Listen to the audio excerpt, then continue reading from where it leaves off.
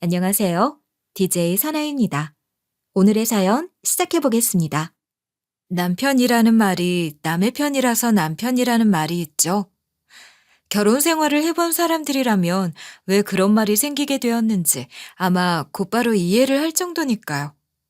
물론 저 역시 남편은 부모 다음으로 제가 의지를 하고 평생을 함께 할 수 있는 사람이라고 생각했던 적이 있기도 했어요. 하지만 짧게는 20년, 길게는 30년 이상 각자의 삶을 살아온 부부가 가족이 되면서 서로를 위해 희생하고 생각하는 마음이 과연 얼마나 깊을까 싶은 생각을 하게 되는 결정적인 사건을 겪게 되면서 불신으로 가득 차게 되었네요. 제가 겪은 황당하고도 어이없는 이야기 한번 들어보실래요? 안녕하세요. 저는 올해 36살로 이제는 40대라는 부록의 나이로 진입을 앞둔 젊은 아줌마와 아가씨, 그 사이에 어딘가를 지나고 있는 과도기의 여성이에요. 제 나이를 들으시면 알겠지만 직장 생활을 꽤 오래 해왔고, 저는 한 곳에서 입사 후 지금까지 근무를 하고 있는 상황이기도 해요. 저는 법률사무소에서 송무일을 꽤 오래 해왔어요.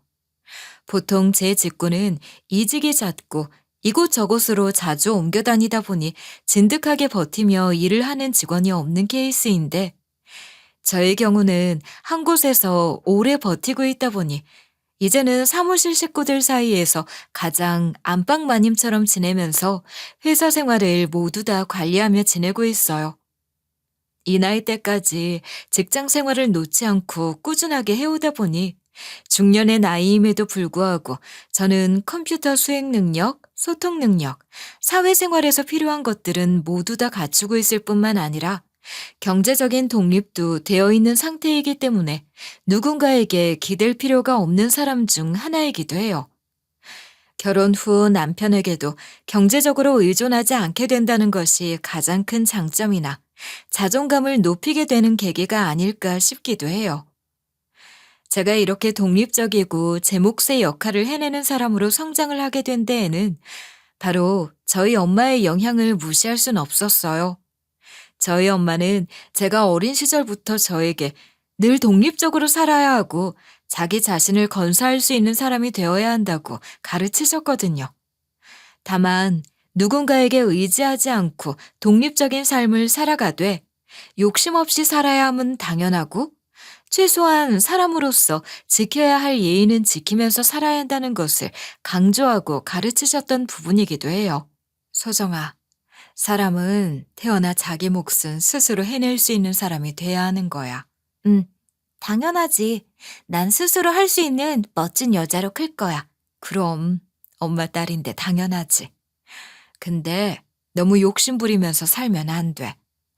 사람이 사람인 이유를 늘 기억하고 베풀면서 그렇게 살아야 하는 거야. 알았지? 저는 다른 형제가 없이 외동딸로 자랐어요. 엄마와 아빠는 제가 아주 어렸을 때 이미 오래전 헤어진 사이였고, 절 끝까지 포기하지 않은 채 책임지며 키워오신 분은 바로 저희 엄마였어요. 엄마는 그 옛날치고 많이 배우신 분이었고, 덕분에 초등학교 교사를 하시면서 아이들과 함께 시간을 보내는 그런 분이었어요. 학교에서 아이들을 가르치는 분답게 늘 인자하셨고, 늘 욕심 없이, 그리고 남의 돈이나 물건을 탐하는 법이 없이 지내오셨어요. 다만 혼자서 교직 생활을 하며 절 키워낸다는 건 쉬운 일이 아니었기 때문에 따로 경매 공부를 하시면서 좀 더 수익을 올리며 여유로운 생활을 할 수 있는 방법에 대해 고민을 하셨던 것 같아요. 워낙 머리가 좋고 센스가 좋았던 엄마는 그 결과로 성과를 얻게 되셨고, 차근차근 투자를 시도한 결과 전국에 건물 3채 정도를 가지게 되는 부자가 되셨어요. 말 그대로 임대인의 삶을 살게 되신 것이었죠. 엄마, 오늘은 일 안 나가면 안 돼? 나 학교 다녀오면 엄마가 집에 있었으면 좋겠어. 엄마가 일을 안 하면 우리 생활이 어려워지잖아. 그럼 누가 힘든 거야? 소정이가 힘들어지는 거야. 엄마 이미 건물주잖아. 건물주는 부자라고 들었는데 왜 계속 일하는 거야? 그냥 편하게 나 보면서 살아도 된다고 주변에 아줌마들이 하는 이야기 나도 다 들었어. 소정아, 사람은 안일하게 생각하면 큰일 나는 거야. 사람이 사람인 이유는 해야 할 일을 하고 성실하게 살기 때문인데 엄마가 그래버리면 소정이도 쉽게 포기하게 될까 걱정돼. 엄마는 경매 투자 성공으로 재력을 엄청나게 쌓았고 당연히 주변에서 들리는 이야기를 저 역시 들으면서 지냈어요. 그렇기에 엄마는 일을 하지 않아도 되는데 일을 하는 사람으로 불렸고 그런 엄마 이야기를 주변으로부터 들은 후 투정 비슷하게 엄마에게 일을 하지 말고 저를 봐달라고 한 적이 있었죠. 하지만 그런 제 이야기에 엄마는 큰 깨달음을 주는 이야기를 하셨고 저 역시 엄마의 말로 인해서 안일한 삶은 살지 않아야 한다고 생각하게 된 것 같아요. 심지어 엄마는 건물 임대를 하는 임차인들에게도 늘 자상하고 착하셨어요. 사정이 어렵거나 장사가 잘 되지 않아서 월세를 내지 못하는 임차인들이 있다면 임대료를 깎아주기도 하고 요즘 말처럼 착한 임대인처럼 월세를 받지 않고 무상으로 빌려주시는 경우도 있었거든요. 언젠가 한 번은 그런 엄마의 엄청난 배려가 이해가 되지 않아서 엄마에게 물어본 적도 있었어요. 엄마, 임대도 사업인데 그렇게 사람들 사정을 다 봐줘가며 돈도 안 받고 그러면 우리는 뭐 먹고 살아? 그러다 임차인들도 엄마 우습게 보면 어쩌려고 그래. 소정아, 지금 우리 임대하는 사람들 엄마랑 적어도 5년은 넘은 사람들이야.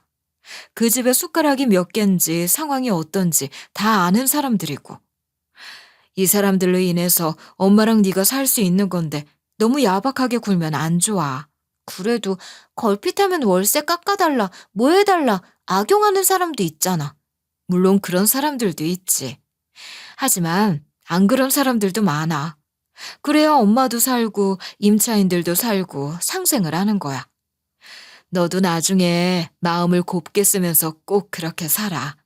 저희 엄마는 임차인들과 함께 상생하는 법을 아주 정확하게 알고 계시는 분 같았어요. 저희 엄마를 한마디로 정리해보면 돈보다는 사람이 중요한 사람이었고 엄마만의 방식과 가치관이 아주 명확한 분이었죠. 그런 엄마 밑에서 자란 저는 그 영향을 고스란히 받았고 당연히 돈보다는 사람, 그리고 늘 검소하고 솔직하며 내 몫은 해내는 사람이 되어야 한다는 생각으로 자라났어요. 그렇게 성인이 된 후 20대 중초반의 나이에 지금의 남편을 만나게 되었는데 처음 만날 당시 남편은 상당히 밝은 사람이었고 저에게 매우 친절한 모습에 반해 연애를 시작하게 되었어요. 아주 어리지도 않고 그렇다고 아주 나이가 들지 않은 20대의 중간 지점에 남편을 처음 만나 자연스럽게 5년이라는 시간을 함께 했어요. 그리고 서로가 결혼 상대라는 것을 의심하지 않았고 그렇게 자연스럽게 결혼까지 이어지게 되었어요. 오래 만나온 사이이다 보니 저는 자연스럽게 연애를 하면서 남편에게 저의 가정 환경부터 살아온 삶의 환경, 그리고 엄마의 재력에 대한 부분까지 모두 다 솔직하게 털어놓곤 했어요. 우리 아빠는 내가 아주 어릴 때 엄마랑 헤어지셨고 난 엄마랑 단둘이 살아. 그럼 어머니는 널 이때까지 이렇게 바르게 키워주신 거야? 정말 대단하신 분이구나. 우리 엄마는 대단한 사람이야. 교사이면서도 경매 공부 혼자 하시면서 투자까지 성공하셔서 건물이 세 채나 되시거든. 내 재산은 아니지만 엄마는 정말 대단한 사람이고 난 엄마 따라가려면 멀었어. 너도 충분히 멋있고 대단한 사람이야. 그러니까 내가 널 이렇게 좋아하지. 두 모녀 파워가 장난 아니네. 내가 앞으로 잘해야겠는데? 남편은 저희 엄마에 대한 이야기, 그리고 저에 대한 아주 내밀한 이야기까지 모두 다 하게 되었을 때 오히려 대단하다는 이야기를 하며 인정을 해준 아주 다정한 사람이었어요. 함께 산 건 아니지만 5년이라는 적지 않은 시간 동안 함께 해오면서 남편이 단 한 번도 절 실망시킨 적이 없었고 그렇기에 저는 남편과의 결혼을 자연스럽게 고민 없이 결정하게 된 것이기도 했어요. 그만큼 남편에 대한 믿음이 강했고 세상 사람들이 다 저를 배신한다고 해도 엄마 다음으로 절 믿고 지켜봐 줄 수 있는 사람이 남편이라는 생각을 했거든요. 남들은 장기 연애를 한다면 맞지 않는 부분들이 느껴지기도 하고 실망도 하게 되면서 마음이 식어 헤어지는 일이 많았다고 했는데 저에게는 그런 일들이 공감이 가지 않을 정도로 낯선 일들이었어요. 결혼 전 남편의 모습에는 이상한 느낌도 없었고 결혼을 하지 말아야 할까 고민까지 해야 할 찜찜한 기색이 전혀 없었기 때문이죠. 그렇기에 오히려 저의 경우에는 남편과의 결혼을 결정하게 되는 것에 있어서 딱히 고민을 하게 되는 부분이 없었어요. 오히려 친구들이 절 부러워할 정도였으니까요. 야, 민영이랑 소정이는 진짜 5년 내내 한 번도 싸우는 거 본 적도 없더니 결국엔 결혼을 한다고 하네. 신기하다. 그래, 쟤네는 내가 남자친구 한 5번은 바뀔 동안 헤어지지도 않고 잘 만났잖아. 결혼은 저런 사이끼리 해야 되는 건가 봐. 부럽다, 야. 다른 건 몰라도 난 남편 하나는 잘 만난 것 같긴 해. 너네도 부럽지? 얼른 민영이 같은 남자 만나서 너네도 결혼해. 기집애, 부럽다. 암튼 결혼 축하한다. 부케는 내가 받을 거야. 아무도 안 돼? 아, 그래, 그래. 내 다음은 너니까 네가 받아. 남편과의 결혼을 결정하고 준비를 하는 과정에서 저에게는 재앙과 같은 일이 생기게 되었어요. 적어도 저에게는 세상이 무너지는 일이나 다름이 없었죠. 그건 바로 제 유일한 가족이자 의지 대상이었던 엄마에게 암이라는 불청객이 찾아오게 된 일이었어요. 엄마의 가난 판정은 제가 이성을 잃고 모든 걸 놓아버리기에 충분한 사건이었어요. 그리고 그때에도 절 놓치지 않고 버티면서 감싸준 것이 바로 지금의 남편이었기도 하고요. 이제 어떡해? 나에게는 엄마가 가족의 전부인데 엄마가 갑자기 이렇게 아프면 내가 어떻게 해줘야 돼? 네가 여태 못 해준 게 없는데 무슨 말을 또 그렇게 해.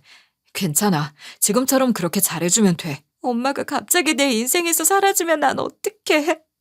자신도 없고 엄마도 못 보겠어. 걱정 마. 우리 같이 하면 돼. 어머니 간병도 아픔도 내가 네 옆에서 함께 나누고 싶어. 우리 빨리 결혼하자. 남편은 저희 엄마의 암 진단을 듣고는 오히려 더 빠르게 결혼을 해서 함께 상황을 해결해 나가자고 제안을 해줬어요. 저 역시 엄마가 살아계실 때 결혼을 하는 모습을 보여주고 싶은 마음에 서둘러 결혼을 하게 되었어요. 그렇게 다른 것들은 고려하지 않은 채 오직 빠르게 결혼을 하는 것을 목적으로 결혼을 진행했고, 많은 사람들을 초대해 성대한 결혼식을 올려주고 싶다는 엄마의 뜻을 담아 결혼식을 치렀어요. 그리고 난 후 곧바로 엄마는 병원에 입원을 하게 되셨고, 간암 말기 투병 생활을 돕는 간병 생활이 시작되었어요. 처음에는 집에서 항암 치료만 받으면서 통원 치료를 해왔는데 병세가 악화되면서 결국에는 체력적 한계를 느끼신 후 병원에 입원을 하시면서 본격적 치료를 받게 되셨어요. 힘든 항암 생활이긴 했지만 절 혼자 두고 갈 수 없다는 엄마의 강한 의지는 꽤 빛을 발했어요. 매번 항암 치료를 할 때마다 항암제가 잘 듣길 기도하며 시도를 했지만 이미 넓게 퍼진 암은 잘 듣지 않았고 그럼에도 포기하지 않은 채 엄마는 노력을 해주셨어요. 그렇게 결혼 후 5개월 정도 엄마 간병에 매달리고 있었고 남편은 퇴근을 하면 곧바로 엄마 병실로 와 밤을 새우며 간병을 해줄 정도로 진심을 다해 엄마를 위한 간병을 해줬어요. 남편은 결혼을 한 지 얼마 되지도 않은 시점인데도 저희 엄마 병간호를 누구보다 열심히 해줬고 진심을 다해준다는 것이 제가 스스로 느껴질 정도였어요. 그런 마음이 느껴지니 고마움에 몸둘 바를 모르겠더라고요. 내 엄마고 내가 간병을 해야 하는 건 당연한 일인데 오빠가 이렇게 도와준다는 거 너무 고마워. 말로 표현이 안 될 정도로. 내가 말했지? 결혼하면 가족이고 그럼 나도 아들처럼 당연히 같이 해줘야 한다고. 그런 생각 절대 하지 마. 사위도 아들이다. 나중에 나도 후회 안 하려고 그러는 거야. 어쩔 땐 나보다 더 열심히 솔선수범하니까 그렇지. 나도 양심이란 게 있으니 미안하고 늘 고마워. 내가 잘할게. 또 대가 바라면서 하는 거 아니라고 했는데 그렇게 선 그으면서 말한다. 한 번 더 말하면 나 서운하다. 그래도 오죽하면 병원에서 오빠 소문이 자자해. 내가 딸인데 사위가 더 친아들 같다고. 소문 다 났어. 오빠 이 병원에서 유명 인사야. 그래? 평생 살면서 주목 한 번 안 받아봤는데 역시 장모님 덕분에 스포트라이트도 받아보는구만.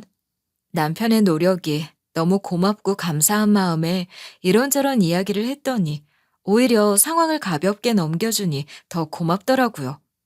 남편은 그렇게 누구보다 열심히 간병을 시작했고 친자식도 그리고 부부 사이에도 하기가 힘들다는 간병을 무려 1년이라는 시간 동안 단 한 번도 변하지 않고 유지를 했어요. 그리고 변함없이 꾸준하게 엄마를 위해 노력을 해주는 그 모습을 보면서 남편의 진심을 충분히 봤다고 믿었어요. 엄마 이외의 가족은 남편뿐이라고 믿으면서 의지를 하게 된 계기이기도 하고요. 그러던 어느 날 엄마로부터 남편의 수상한 행동에 대해 우연하게 듣게 되는 일이 생겼어요. 그리고 그 이야기를 듣게 되니 무슨 일이 있는 건 아닐까 상당히 찜찜한 마음이 드는 건 사실이더라고요. 소정아, 민영이 요즘 나랑 있다가도 어디서 전화만 오면 경기 일으키듯 밖으로 전화 들고 급하게 나갔다 들어와. 한 번 나가면 꽤 오래 있다 안 들어오고. 너 뭐 아는 거 없어? 글쎄, 나한테는 별말 한 게 없는데. 왜, 놀라서 나가는 게 안 좋은 일 같아? 놀라는 게 좋은 일 같진 않던데. 네 남편 워낙 유명해서 주변 환자, 보호자들도 다 아는데 민영이가 전화 오면 그렇게 통화를 오래 하기도 하고 구석에 막 울기도 한다고 하더라. 뭐? 오빠가 운다고? 그래. 보통 일은 아닌 것 같은데 네가 한번 확인해봐. 네 남편인데 너무 관심 없는 거 아니니? 엄마의 이야기를 들으니 가볍게 넘길 일은 아니라는 생각이 들었어요. 모르긴 몰라도 남편에게 문제가 심각하게 생긴 건 맞구나 싶은 생각이 들었고, 전 그대로 두고 볼 수 없다고 생각을 해 남편을 불러 바로 무슨 일이 있는 건지 사실대로 이야기를 하라고 했어요. 제 물음에 처음에는 답변도 하지 않으려 하고 숨기려고만 하더라고요. 이대로 넘어갈 수 없다고 생각했던 저는 정색을 하며 남편을 닥달하기 시작했고, 제 최근에 졌는지 남편은 솔직하게 이야기를 하더라고요. 사실 아빠한테 문제가 좀 생겼어. 근데 그걸 엄마는 모르고 계셔서 나한테 연락하는 거야. 그동안 저는 엄마 걱정으로 인해서 남편과 시댁 일에 대해서는 별로 큰 관심을 보이지 않고 지냈고, 남편 역시 저에게 시댁 이야기를 시시콜콜 하지 않았기 때문에 별다른 생각이 없이 지내왔어요. 그래서인지 남편의 시아버지 이야기를 들으니 저도 모르게 한 대 얻어맞은 것 같더라고요. 시댁은 처음 결혼을 할 당시부터 시아버지가 크게 사업을 한다는 이야기를 한 적이 있었고, 그 당시에는 막연하게 시아버지가 일을 하시니 우리가 노후 책임을 질 일은 없겠구나 싶은 생각만 하면서 결혼을 했고, 그 이후에 시아버지 사업 자체에 큰 관심을 두지 않고 지내고 있었기도 했고요. 그런데 그런 시아버지에게 문제가 생겼다는 이야기를 들었고, 심지어 보통 일이 아니라는 걸 알게 되었어요. 아버지 사업이 완전히 망한 거야? 그래서 지금 난리가 난 거야? 그게 아니라 아버지가 평소 잘 알고 지내는 무당이 있는데 그 무당 말만 믿고 무리하게 빚을 내서 임대사업에 확장을 하고 투자를 하셨나 봐. 근데 그게 잘못돼서 바닥에 나앉게 생겼어. 뭐라고? 무당 말을 믿었다고? 진짜 순식간에 빚더미에 앉았고 해결이 안 되니 엄마에겐 말 못하고 나랑 형에게만 얘기했어. 그래서 우리 둘이 아빠 빚을 조금씩 갚아주면서 근근히 지내고 있는 상황이야. 남편의 이야기를 들으니 황당하기도 했지만 그동안 남편의 이상한 행동들이 다 이유가 있었구나 하는 생각이 들더라고요. 어쩐지 남편과 공동으로 관리를 하고 있는 생활비 통장이 있는데 그 통장에 어느 순간부터 돈을 넣지 못하고 미루는 상황들이 발생하고 있었거든요. 저는 남편이 엄마 간병도 해주면서 정신이 없어서 넣지 못하고 있겠거니 생각을 하면서 지나쳤고, 그게 미안하고 고마운 마음이 들기도 해서 그냥 제 월급만으로 생활비 통장을 유지하면서 지내고 있었거든요. 그동안 남편이 전화만 오면 경기를 일으키면서 전화를 받으러 급하게 나갔던 것도 모두 다 시아버지 때문이었던 거죠. 시아버지는 상황이 좋지 않아지거나 아들들이 일을 거부하면 전화가 와 살아야 할 필요가 없다면서 남편을 반협박하는 상황이었고, 그럴 때마다 그런 생각도 하지 말라면서 어떻게든 해결을 해보겠다며 시아버지를 달래려고 하는 통화를 했다는 것이라고 하더라고요. 이런 이야기를 들으니 남편이 안쓰러운 마음이 들기도 하면서 마음 한편으로는 궁금증이 생기기도 하더라고요. 그런데 왜 시어머니에게 이 상황을 비밀로 하는 거야?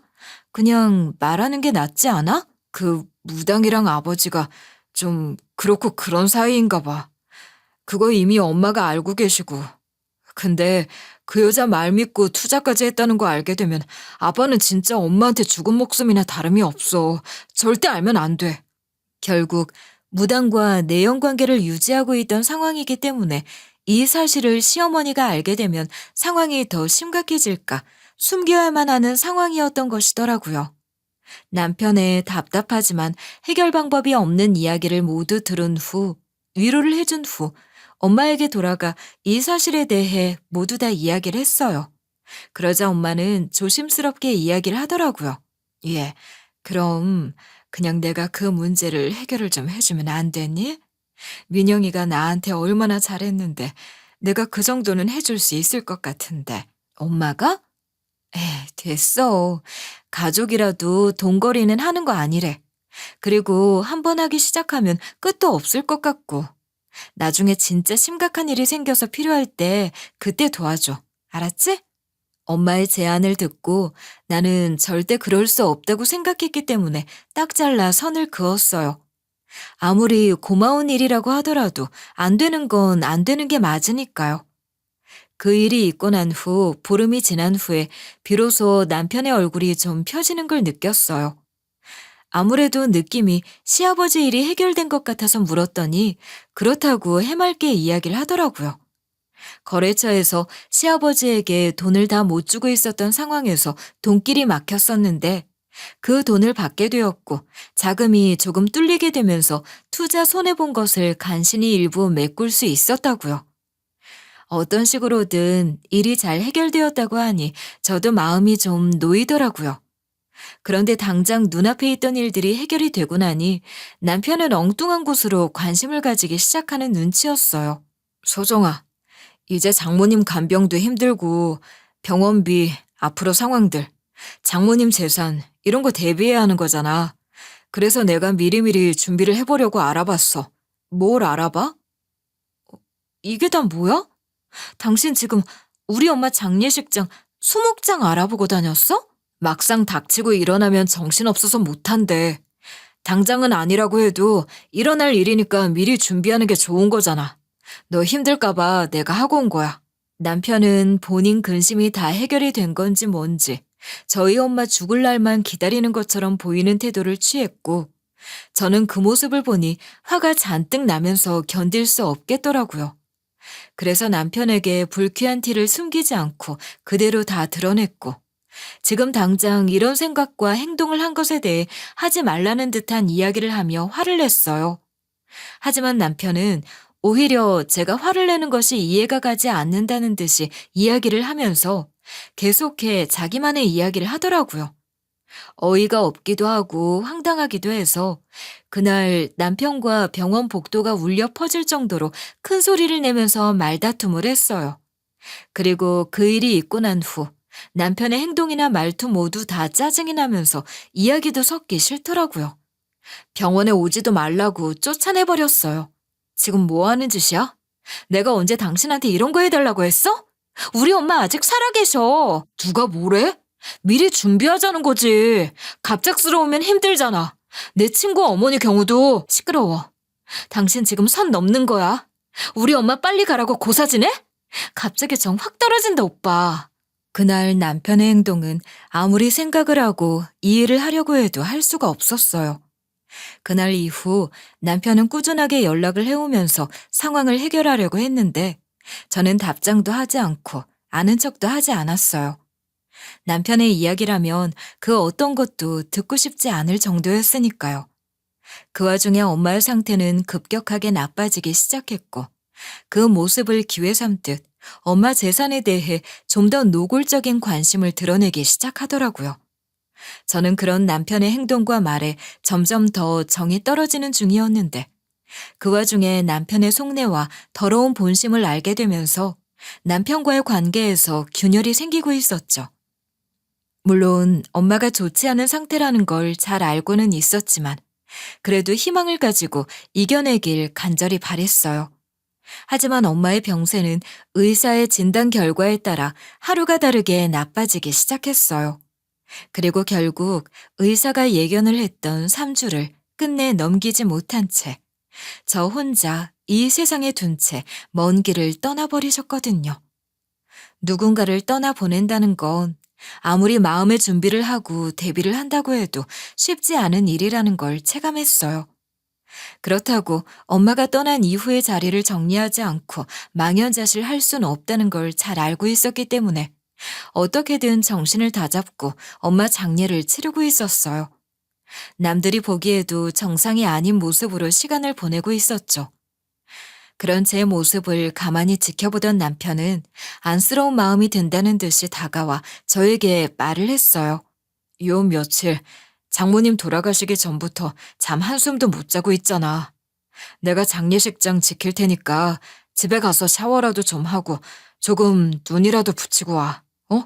엄마가 돌아가시기 며칠 전부터 속이 보이는 태도로 엄마가 죽기만을 기다렸던 사람 같았던 남편이었기 때문에 더는 이야기를 하고 싶지도 않았고 상대도 하고 싶지 않았어요. 당연히 남편의 이야기에 대꾸도 하지 않은 채 무시를 하고 가만히 있었어요.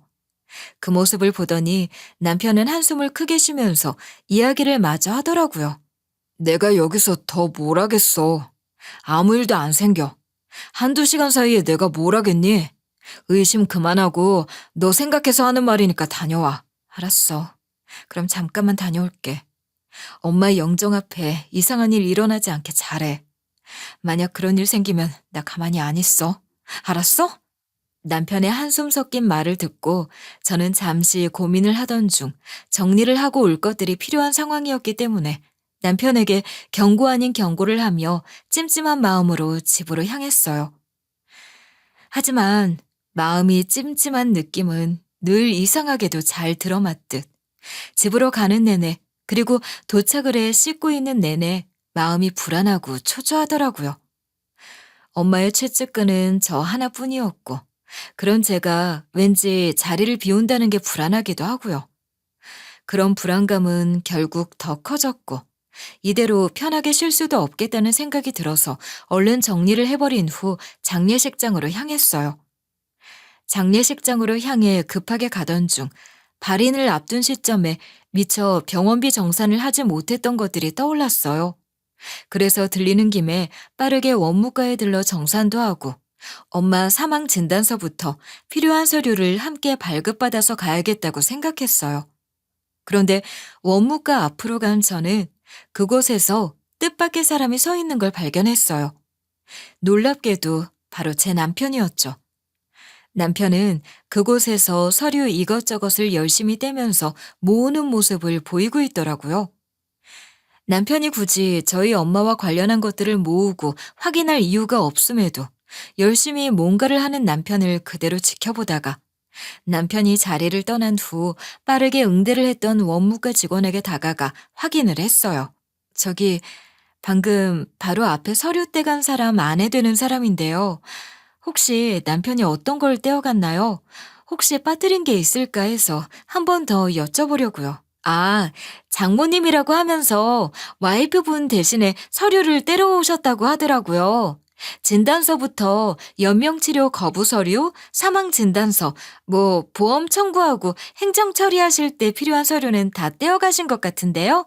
배우자라고 소개를 하며 혹시 누락된 게 있을까 물어본다는 이야기로 원무과 직원에게 물으니 아무렇지 않게 이야기를 해주더라고요. 그런데 제 동의도 없이 저희 엄마 사망과 질병에 관한 진단서를 모조리 다 떼어갔다는 말을 들으니 황당한 마음이 드는 건 당연하고 동시에 불안감이 몰려오더라고요. 그렇다고 당장 찾아가서 왜 엄마 서류를 다 뗀 것이냐고 묻기에는 애매한 상황이라 마음이 찜찜한 채로 장례식장 뒤쪽으로 걸어가면서 생각을 하며 걷는 순간 남편의 목소리가 들려왔어요.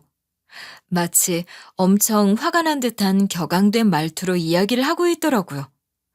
분명 누군가와 말다툼을 하고 있는 것 같았어요. 놀라서 몰래 뒤에서 누구와 대화를 하나 쳐다봤고 저는 그 사람이 누구인지 단번에 알 수 있었어요.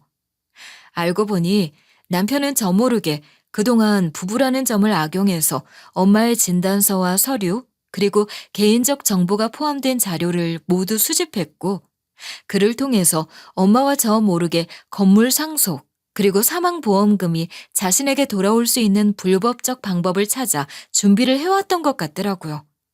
대화만 들어도 충분히 알 수 있었어요.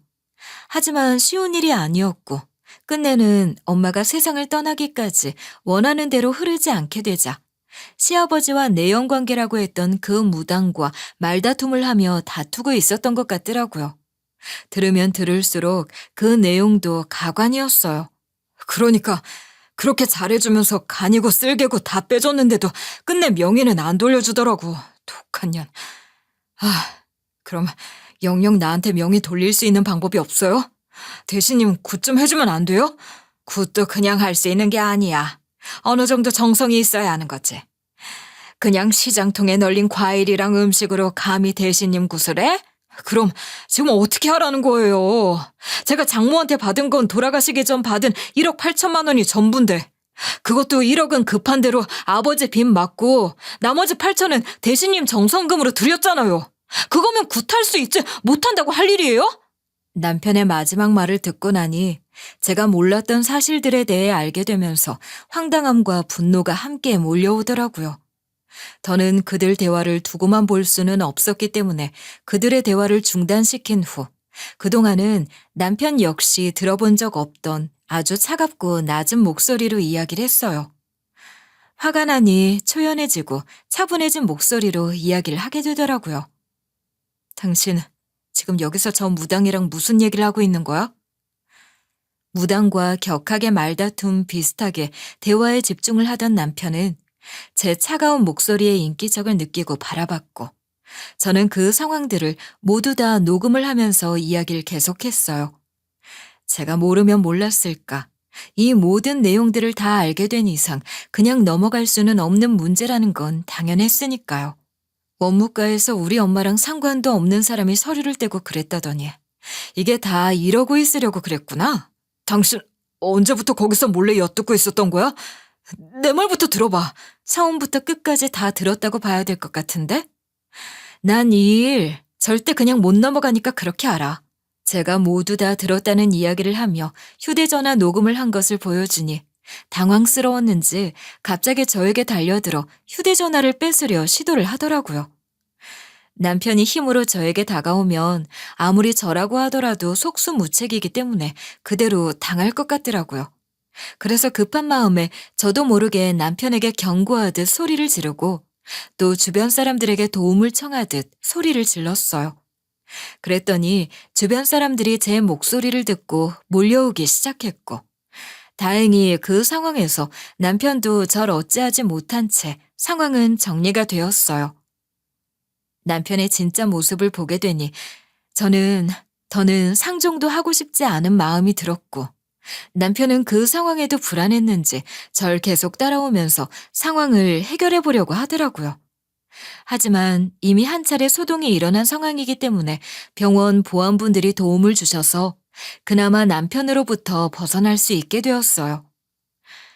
일에는 순서가 있기 때문에 먼저 엄마 장례식을 정리해야 했고 장례식이 모두 끝난 후 저는 정식으로 경찰에 신고를 했어요.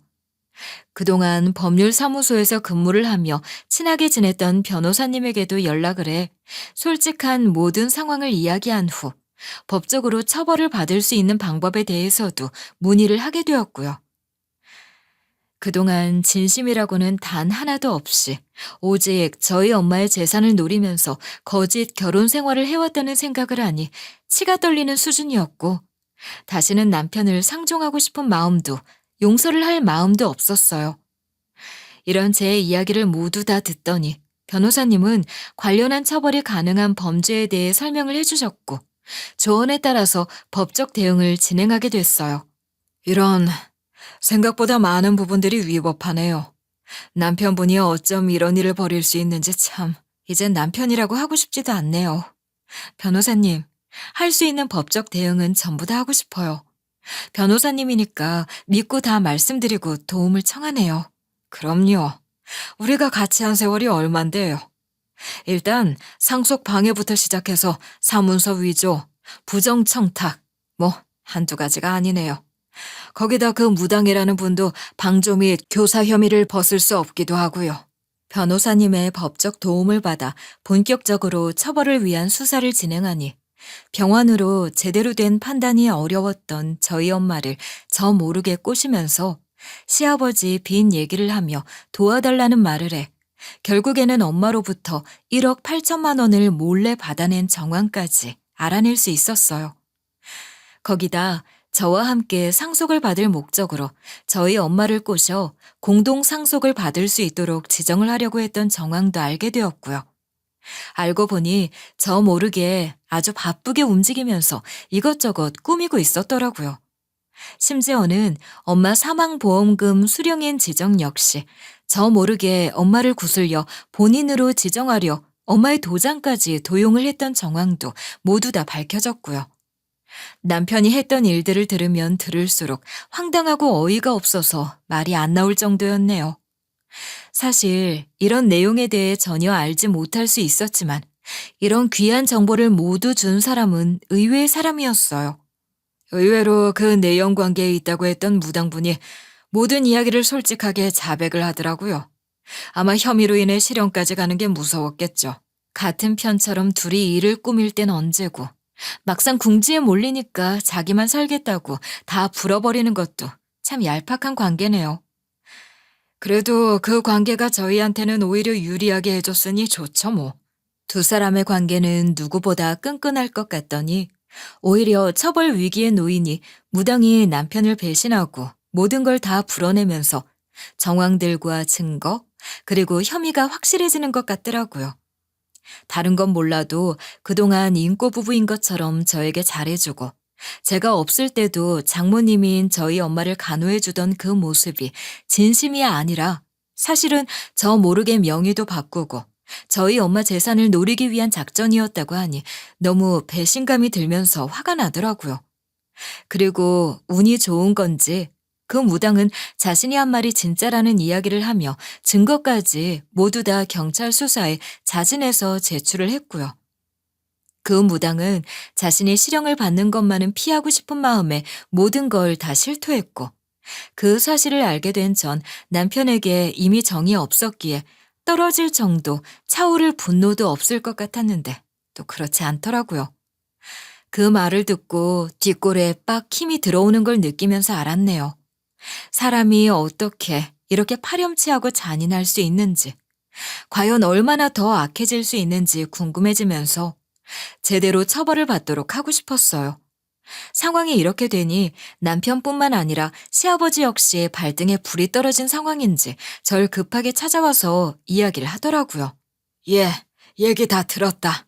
그래도 가족끼리 이러면 안 되는 거 아니냐. 네가 네 남편을 고소하다니.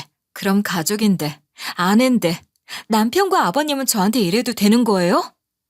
저 선처 없습니다. 그렇게 아세요. 내가 너 볼 면목이 없다. 그래도 너도 알다시피 네 시어머니가 이 사실을 알면 정말 큰일 난다. 그러니까 상황이 이렇게 되었어도 그 일은 끝까지 묻고 가줄 수 없겠니? 내가 제발 이렇게 부탁한다. 저한테 이렇게 무릎을 꿇으신다고 해결될 일은 아닌데요. 제가 그냥 둘 것 같으세요? 그럼 다 필요 없고 네 시어머니에게만 말하지 말아다오. 제발. 정말 치졸하게 다들 자기 상황만 앞세우며 맞기 급급한 모습들이 정말 한심하게 짝이 없더라고요. 이대로라면 대화가 끝날 것 같지 않다는 생각이 들었고 저는 시아버지를 돌려보내기 위해서 일단은 알겠다고 이야기를 한 후 돌려보냈어요. 하지만 제가 이렇게 된 마당에 이런 이야기를 시어머니에게 비밀로 할 이유가 전혀 없었죠. 어차피 다 밝힐 작정이었기 때문에 시아버지의 사정도 저에게는 큰 의미가 없었어요. 하지만 모든 일에 순서가 있듯 일단은 절 배신하고 저희 엄마 재산까지 노렸던 남편에 대한 응징을 하는 게 순서였죠. 그래서 일단은 남편에게 형사 고소를 한 사안에 집중을 했고, 남편은 결국 심각한 범죄들로 인해서 재판으로 넘겨지게 되면서 징역 3년이라는 실형이 선고되었어요. 실형 선고까지 되는 상황이 되자 저는 남편이 어떤 태도로 어떤 마음으로 있을지 궁금하더라고요. 마지막이다 생각을 하고 남편이 수감되어 있는 교도소로 면회를 갔어요. 뭐야, 왜 왔어? 내가 이렇게 갇혀 지내는 꼴이 얼마나 우스운지 보러 왔어? 난 조금이라도 반성을 할 줄 알았는데 역시 사람은 안 변하는구나. 당신 건강하겠어? 갑자기 변하면 큰일 난다고 해서 걱정을 좀 했는데 말이야. 너 어떻게 부부끼리 이렇게 할 수가 있어?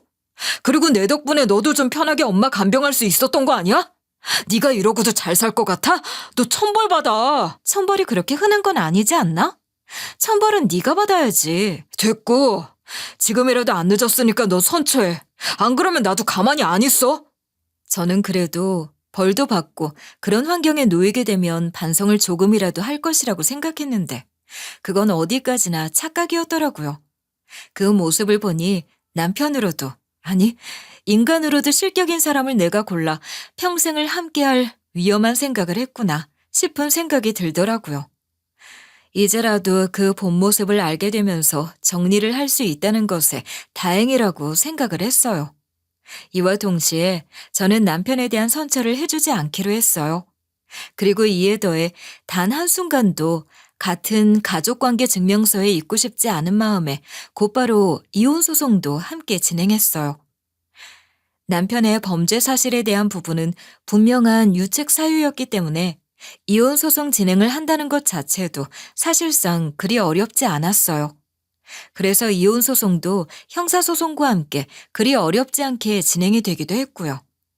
어떤 면에서는 현재 사회에 나와 있지 못하고 교도소에 들어가 있는 남편을 상대로 한 이혼소송이기 때문에 불리하게 작용하도록 만드는 건 아닐까 싶은 생각이 들었을지 모르지만 교도소에 있다고 하더라도 소장을 받고 대응하는 건 그리 어려운 일이 아니기 때문에 상관이 없다고 변호사님께서 조언을 해주시더라고요. 오히려 너무 명확한 유책 사유로, 이혼 사유로 인해서 남편이 반박도 하지 못하고 방어도 하지 못하는 소송이었기 때문에 어려움 없이 이혼에 이르게 되는 것이기도 했고요. 이런 상황까지 이르자 어떤 일이 일어나고 있는지 전혀 모르고 계시던 시어머니는 남편을 고소하고 이혼까지 한 사실을 듣고는 씩씩거리며 절 찾아와 나쁜 년 취급을 하며 욕을 하더라고요. 너 그동안 엄마 아프다고 해서 시댁일 빠져도 뭐라고 안 하고 지냈는데 기다려준 결과가 이거니? 네 남편 형사고소는 뭐고 이혼은 또 뭐야? 이 배은망덕한 년. 어머니는 아무것도 모르시니 충분히 그러실 수 있어요. 그동안 시어머니만 빼고 이런 일을 벌였고 어쩌면 시어머니 역시 저처럼 피해자이실 수 있으니까요. 무슨 말을 하는 거야? 알아듣게 말을 해. 제 말에 시어머니는 답답해 미치겠다는 듯 화를 내며 빨리 무슨 일이 일어나고 있는지 이야기를 하라고 하셨고 저는 남편이 한 짓과 시아버지의 불륜과 빚 그리고 돈에 미쳐서 무당년과 함께 짜고 저희 엄마에게 무슨 짓까지 했는지에 대해서 하나도 빠짐없이 이야기를 해드렸어요.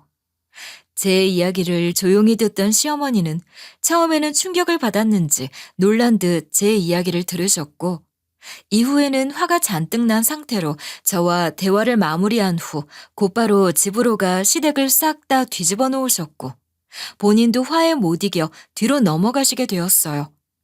이 사실은 결국 시댁 식구들 모두 다 알게 되었는데 결혼 당시에도 꽤 합리적인 사람이라고 생각했던 아주버님은 이 사실을 모두 다 듣고 심지어 남편이 저희 엄마에게 1억 8천만 원을 받은 것 그리고 그 돈에서 무려 8천만 원을 무당에게 준 것도 모르고 있다가 알게 된 충격적 상황에 대해 말문이 막혔는지 처음에는 이야기도 하지 못하시더라고요.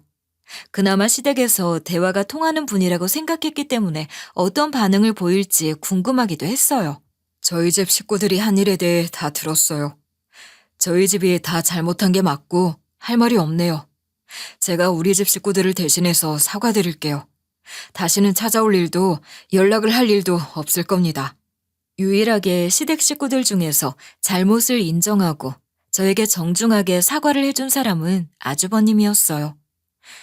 애초에 남편으로부터 진심 어린 사과를 받는다는 건 불가능하다고 생각했기 때문에 포기하고 있었는데, 그래도 시댁 식구들 중 유일하게 제대로 된 아주버님이 사과를 해주시니 마음은 한결 가볍더라고요. 그렇게 사과를 받고 난 후 시댁 식구들과의 관계는 정리가 되었어요. 사실상 영원히 단절이 되었고 남과 다름이 없는 사이가 되었죠. 전 남편과도 이혼을 한 상황이니 남이 된 것이나 다름이 없기도 하고요. 그렇게 엄마를 잃고 난 후에 비로소 저는 가장 믿을 만한 존재라고 착각을 해왔던 남편의 진심도 제대로 알게 되면서 깔끔하게 정리를 하게 됐어요. 겉으로 보여지는 모습이 전부는 아니라는 걸 제대로 느끼게 해준 계기였기도 하고요. 이제는 정말 절 진심으로 생각해주는 사람들이 아닌 사람들은 모두 다 정리를 하게 된 것 같고요. 이렇게 모두 다 정리가 되니 나름 속도 시원하고 후련한 마음이 들기도 하더라고요. 엄마가 세상을 떠나시면서 남긴 세 채의 건물은 결국 너무 많은 것들을 제자리로 돌려놓는 계기가 되었어요. 한없이 자상하고 저희 엄마까지 생각해주는 모습으로 저에게 강한 믿음을 줬던 남편의 본 모습까지 확인할 수 있도록 만들어주기도 했으니까요.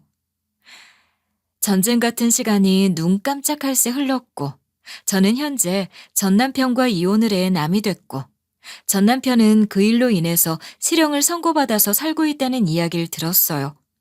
누구에게 들었냐고요? 전 남편 물건을 대신 챙기러 오신 전 시어머니를 통해서요. 네 남편은 결국 실형 살고 있다. 세상에 내가 자식 옥바라지까지 하게 될 줄은 정말 꿈에도 몰랐어. 죄를 지었으면 죄값을 받아야죠. 어머니도 저 보기 힘드실 텐데 얼른 가지고 가세요. 너나 나나 다를 게 뭐냐. 네 시아버지도 쫓아내버렸다. 내가 정말 속상해서 살 수가 있어야지. 이런 속사정 아는 건 너뿐이잖니. 아버님하고도 어머니가 정리를 하실 일이죠. 지금 이혼 직전이야. 별거 하고 있어. 어이가 없는데 그 무당년은 다 불어서 실형은 면했다고 하더라. 신발 다 떨어진 무당년 말 믿고 두 부자가 이게 무슨 짓인지 한심해 죽겠다. 별로 관심이 없는 이야기들 투성이었지만 그 중에서도 무당이 실형은 면했다는 말이 참 의외더라고요. 심지어 형을 어떻게 해서든 벗어나고 싶은 마음에 비싼 변호사를 선임해 대응을 했고 사기를 친 게 아니라 말 그대로 점사가 나오는 대로 점을 쳐서 알려준 것뿐이라고 주장을 한 것 같더라고요. 그리고 전 남편으로부터 8천만 원을 받게 된 것도 작집이라면서 발을 빼버렸다고 하더라고요.